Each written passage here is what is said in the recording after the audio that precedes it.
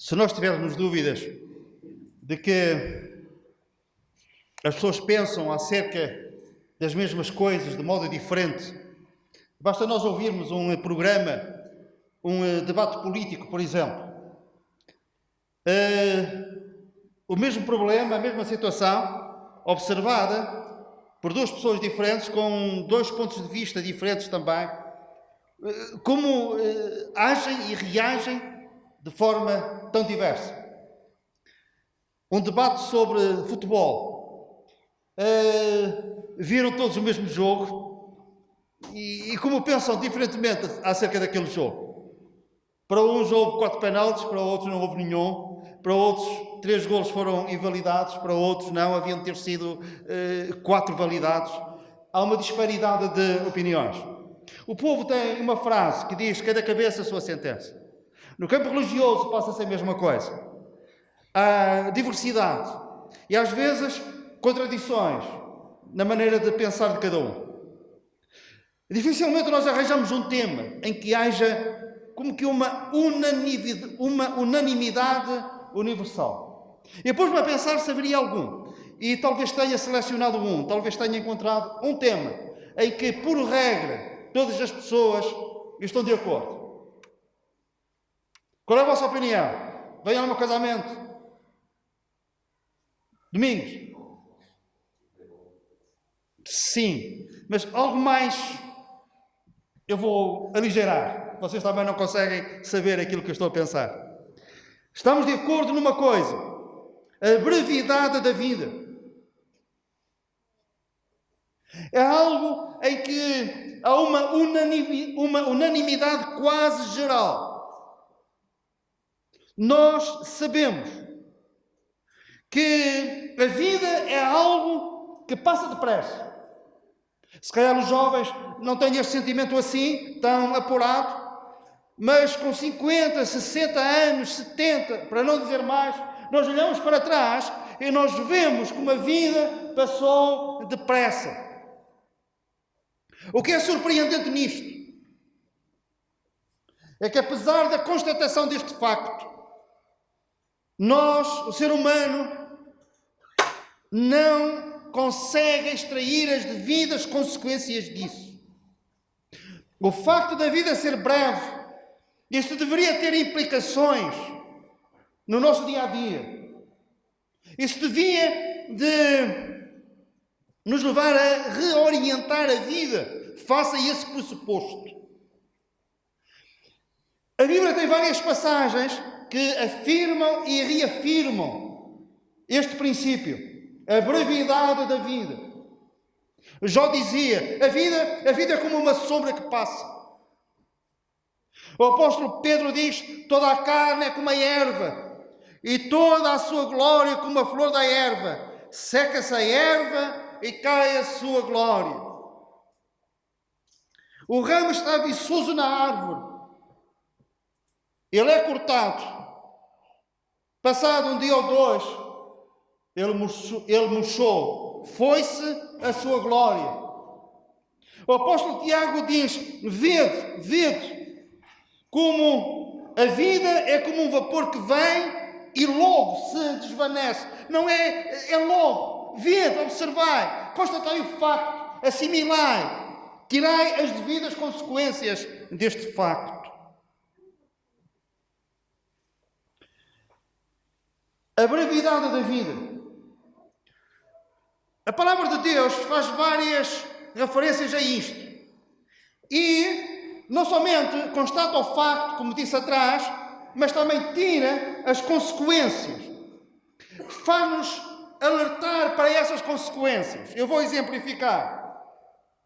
A Bíblia diz: enquanto temos tempo, brevidade da vida, façamos bem a todos, principalmente aos da família da fé. Mas anotem aqui, a referência é esta: enquanto temos tempo. Como quem diz, nem sempre terás tempo para fazer isso. Jesus disse: trabalhai enquanto é dia, porque a noite vem, nossa partida, quando ninguém mais pode trabalhar. Trabalhai enquanto é dia, porque a noite vem. Esta deve ser a implicação, várias implicações.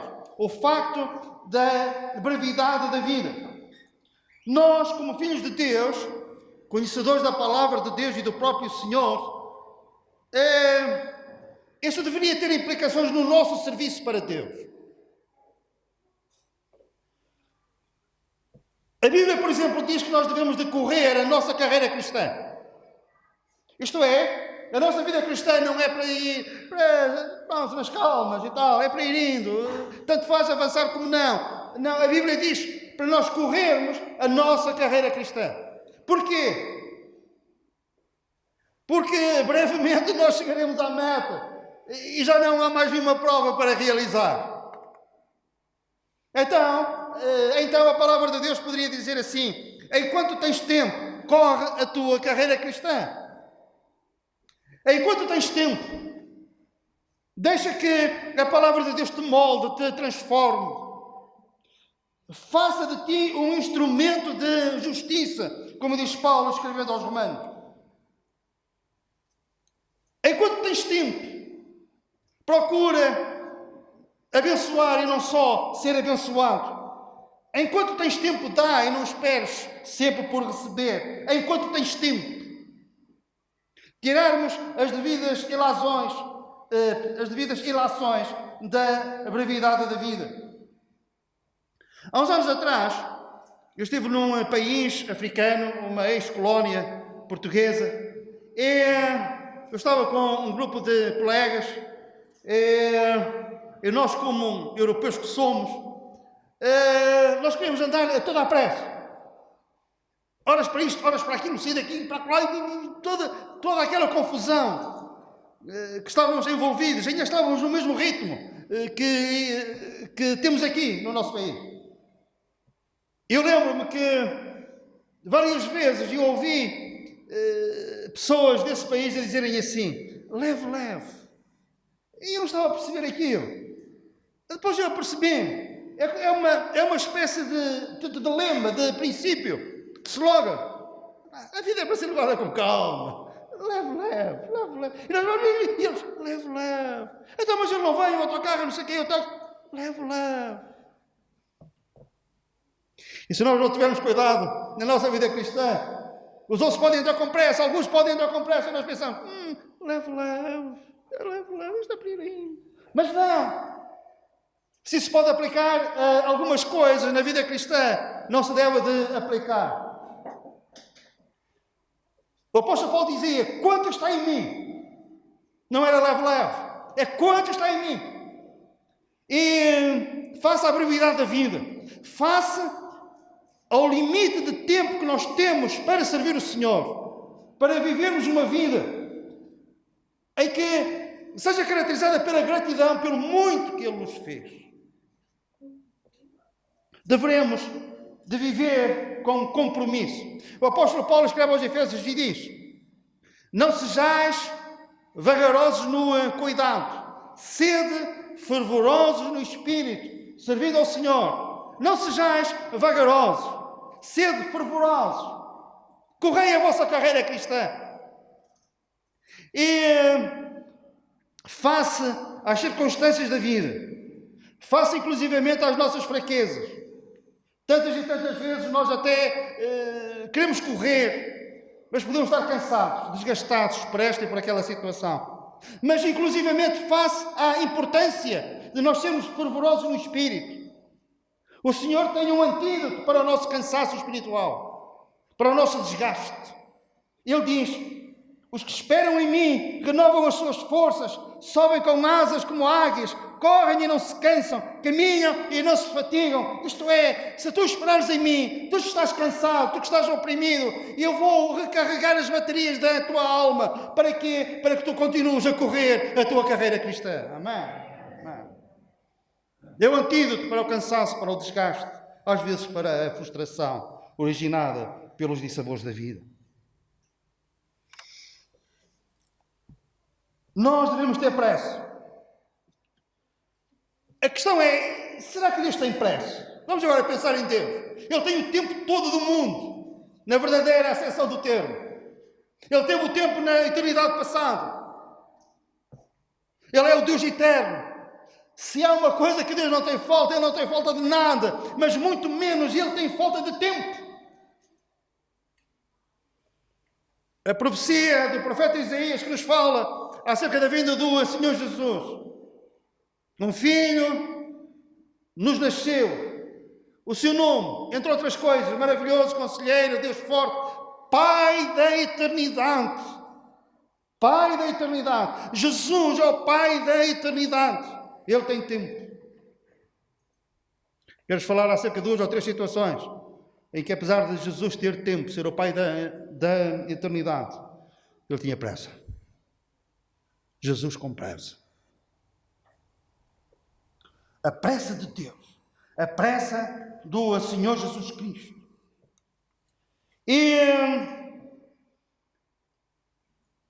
E o primeiro exemplo de Jesus com pressa. O primeiro exemplo está em Lucas, que eu gostaria que vós lesseis comigo. Evangelho segundo Lucas.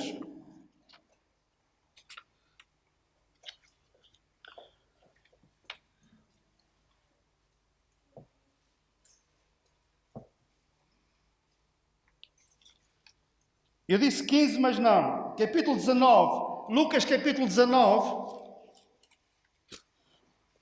Jesus com pressa.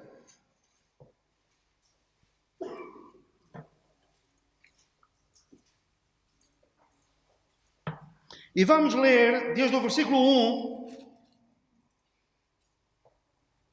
até ao versículo 10. E Jesus, entrando em Jericó, atravessava a cidade. E eis que um homem chamado Zaqueu, maioral dos publicanos e rico, procurava ver quem era Jesus, mas não podia, por causa da multidão, por ser ele de pequena estatura. Então, correndo adiante, subiu a um sicômoro, a fim de vê-lo, porque por ali havia de passar Jesus. Quando Jesus chegou àquele lugar, olhando para cima, disse-lhe: Zaqueu, desce depressa, pois me convém hoje ficar em tua casa. Desce depressa. Eu não quero que estejas mais tempo em cima dessa árvore. Desce depressa. Jesus tem pressa. Tem pressa que Zaqueu deixa. Tem pressa de estar com ele. Tem pressa de entrar em casa dele. Jesus está com pressa.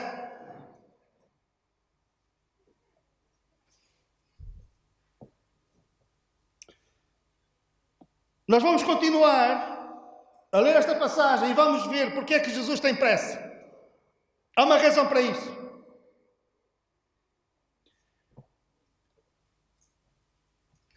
Então Zaqueu desceu a toda a pressa e o recebeu com alegria. Todos que o viram murmuravam, dizendo que ele se hospedara com um homem pecador.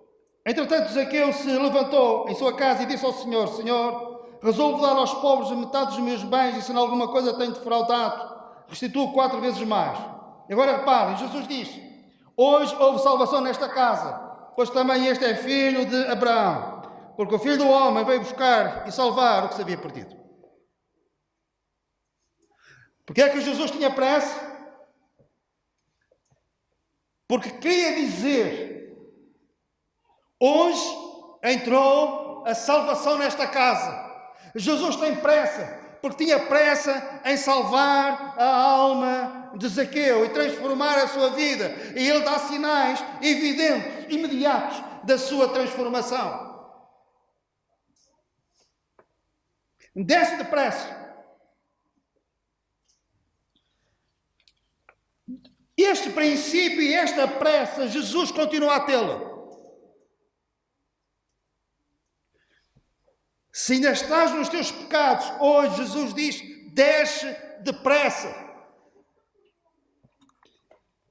Às vezes, e se calhar estás há muito tempo empoleirado na árvore do comodismo, do orgulho, da religiosidade, da incredulidade, uma resistência à mudança, e Jesus a todos esses diz: desce depressa.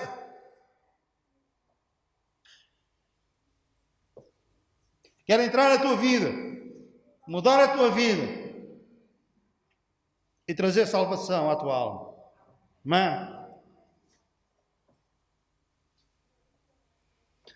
Porque é que, apesar de ao longo dos séculos esta mensagem está a ser anunciada assim, com esta premência e esta urgência.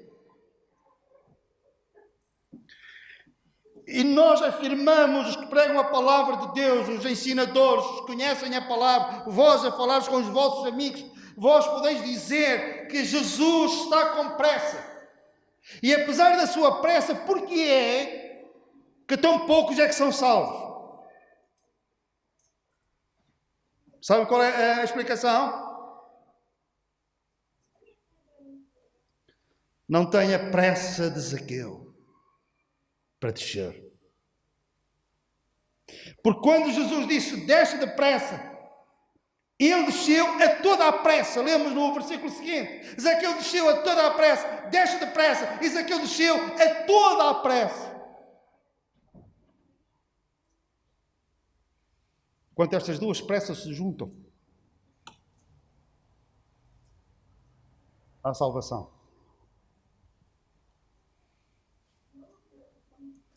A pressa de Deus e a nossa pressa em irmos ao seu encontro e a entregar-lhe tudo, nomeadamente a lista interminável dos nossos pecados, e com uma palavra sua, milhões de falhas deixarão de existir.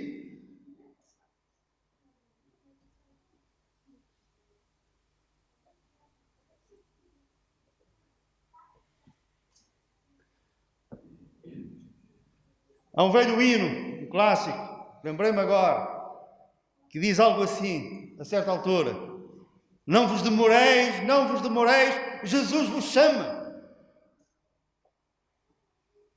Desce depressa, Jesus tem pressa. Porquê? Porque Ele quer ter a liberdade para poder dizer, hoje entrou a salvação nesta casa. Amém.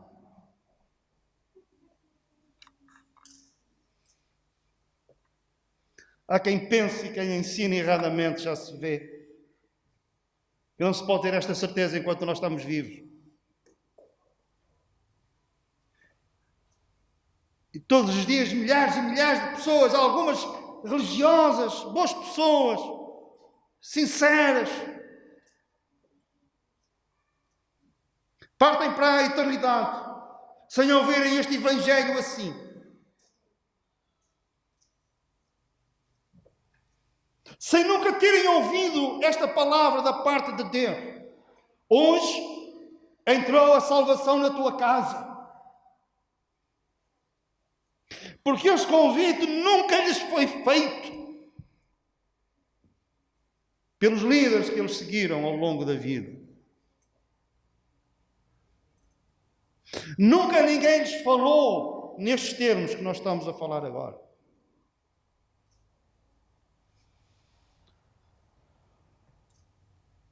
Isto tem implicações. Não é uma ameaça, já se vê, a constatação de um facto. É um grande privilégio nós ouvirmos este Evangelho, mas aumenta a nossa responsabilidade perante Deus. Então, resta-nos isto, com alegria, reparem, ele não desce contrariado, eu fui aqui descoberto, aqui em cima da árvore, e todos olharem para ele, e olha para o Zaqueu e tal. Foi a oportunidade na vida de muitos para se rirem dele. Já que ele era exigente com os impostos, ficavam exauridos com as exigências dele, pelo menos agora riam-se dele. Ele lá com as roupas de publicano, lá emaranhadas na árvore, nos ramos da árvore, quem sabe, pequenito lá no meio. Olha, rirem-se dele. Mas ele aliou-se disso tudo com certeza, e ele desce depressa, com alegria. Foi a oportunidade da vida dele. Ele não iria desperdiçá-la. Amém? Há uma outra situação que nós vemos a pressa de Deus. E um pouco mais atrás, no capítulo 15 de Lucas,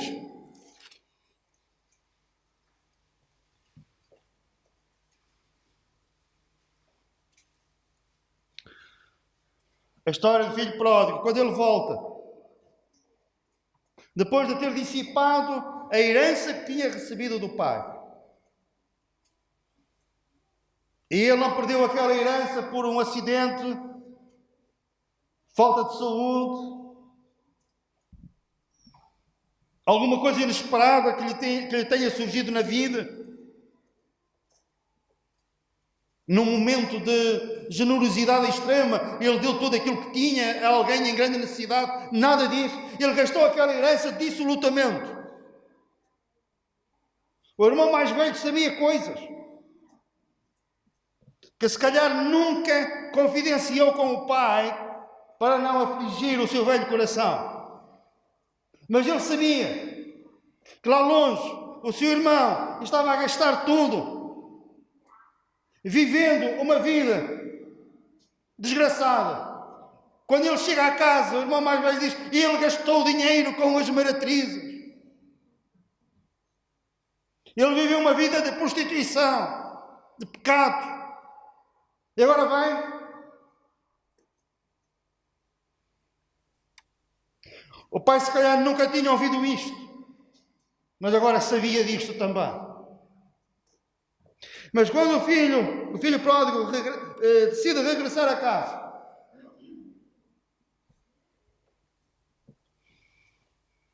à medida que ele vai caminhando rumo à casa de seu pai, o aspecto dele, ele está emagrecido, cheira mal, tinha cuidado dos porcos, unhas grandes, sujas, descalço. Ele vem. E o seu pai viu ao longe.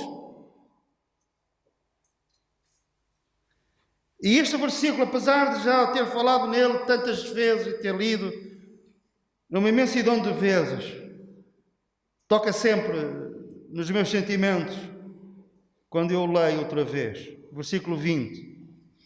E levantando-se foi para seu pai. Vinha ele ainda longe quando seu pai o avistou. E compadecido dele, correndo, o abraçou e o beijou. A pressa do pai, ele não espera de braços cruzados lá na varanda da casa, à espera que o filho volte. Ele tem pressa e corre para ele, independentemente do aspecto dele. Se calhar a vizinha mais próxima, quando ele passou à frente da casa, ele olhou e não o reconheceu. Mas o seu pai, ele ainda estava longe e viu e reconheceu e correu para ele. A pressa do pai. Quando nós decidimos voltar para Deus, para a casa do Pai, Deus não fica de braços cruzados à nossa espera. Ele corre, Ele tem pressa em nos dar o abraço de perdão.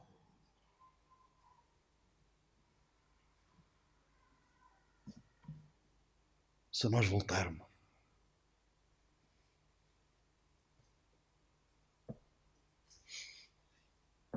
O pai podia não saber tudo, mas sabia muito, para ficar angustiado e ressentido e estar magoado com o filho. Mas mesmo assim correu para ele. O Senhor sabe tudo a meu e a teu respeito. Mas quando nós decidimos voltar, Ele tem pressa e Ele corre, Ele não fica pura e simplesmente à espera. Ele tem pressa e corre e abraça-nos. E o filho ia falando, mas ele tinha pressa para o abençoar. E o pai disse aos seus servos: trazei depressa, trazei depressa a melhor roupa, vestiu e pondo-lhe um anel no dedo e sandálias nos pés. Trazei também e matai um novilho cevado com uma condição, e isto tem que ser depressa. Depressa de Deus. O melhor vestido. Quando nós vamos a Cristo, para sermos perdoados, Ele tem o melhor vestido. Qual é?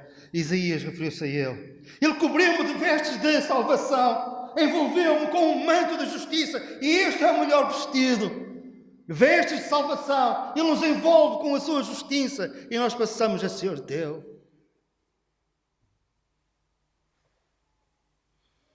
Um anel no dedo. Se quer o anel de família, que identificava aquela família, Tinha passado de geração em geração. Se calhar, por direito próprio, pertencia ao irmão mais velho. Mas aquele pai, se calhar, pensou, se ele um dia voltar, eu vou quebrar as regras e este anel de família vai ser para aquele filho que, se ele voltar, então é porque ele estava morto e reviveu. Ele tinha-se perdido e foi achado. E o anel será para ele. E uma preocupação, sandálias nos pés. Porquê? Porque eram os escravos que andavam descalços.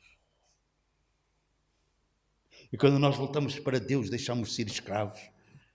Os filhos de Deus andam calçados, já dizia o espiritual negro. Os filhos de Deus andam calçados. Porquê? Porque os escravos andavam descalços.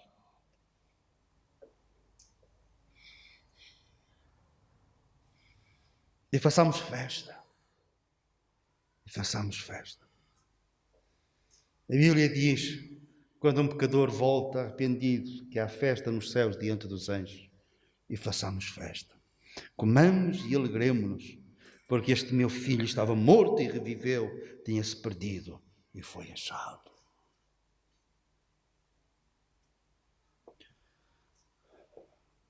Estamos a chegar ao fim. Jesus está crucificado.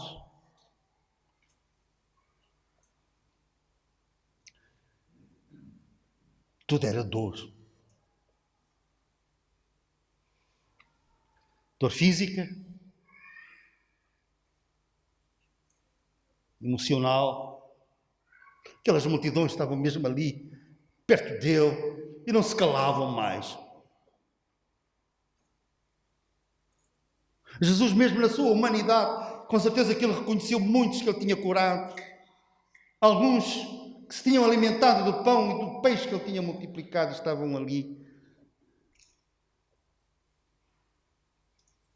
A chincalhá-lo. Salvou os outros e agora não é capaz de salvar-se a si mesmo. Ele fez umas coisas, já nem sei se fez, então que deixa da cruz, desafiá-lo. E outras coisas, com certeza, que não estão registadas na Bíblia.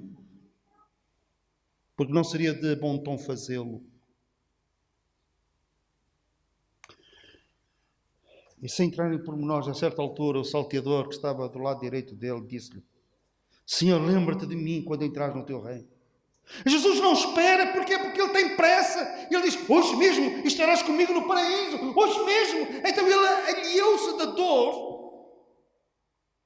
O foco não era aquela multidão, não era ele próprio, não era o facto de ter sido abandonado pelo Pai. O foco agora já era outro, era uma alma que precisava de ser salva. E em todas as circunstâncias, mesmo aquelas que podem ser as mais difíceis para Deus, como se isso fosse possível, mas mesmo numa situação assim, Jesus tem pressa e não demora nada para lhe dar esta certeza: hoje estarás comigo no paraíso.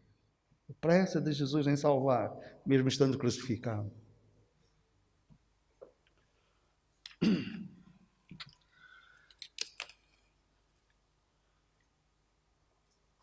Em relação a isto, à salvação da alma, Deus tem pressa. E por isso ele diz: hoje,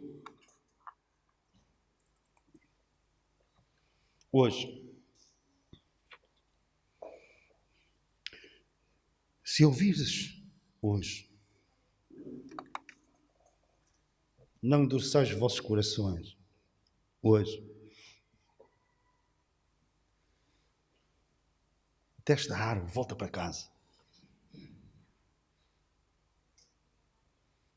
E diz: lembra-te de mim quando entrares no teu reino. Não. A pressa de Deus. A sua pressa que não esbarre com o teu adiamento. Que sejas como Zaqueu a descer depressa. Toda a pressa.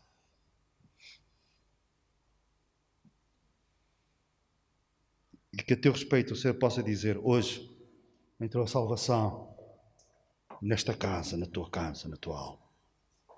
Amém?